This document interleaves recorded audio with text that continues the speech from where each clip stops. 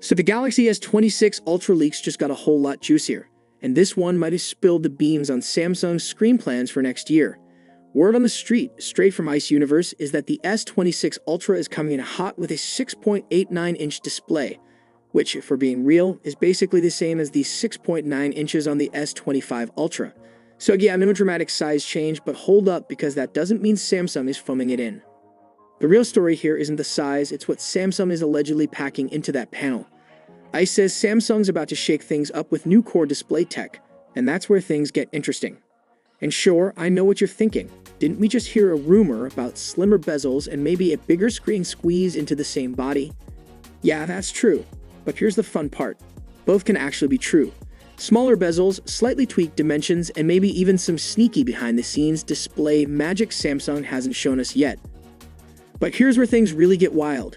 Imagine you're on a crowded subway, you open your banking app, and instead of the person next to you trying to sneak a peek, you just see a boring blur. Meanwhile, you see your screen crystal clear. That's the kind of AI-powered privacy trick that's been rumored.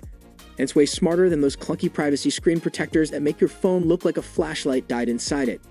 This all ties back to something big happening in Korea, where Samsung Display is reportedly ramping up production on what they're calling Flex Magic Pixel technology. Sounds fancy, right? Basically, it's AI-driven OLED wizardry that lets the phone control each pixel individually and tweak viewing angles depending on what you're doing. So if this tech does land on the S26 Ultra, it could make privacy a whole lot more futuristic, without sacrificing that bright, sharp Samsung screen we all flex on our friends with. And that's not all.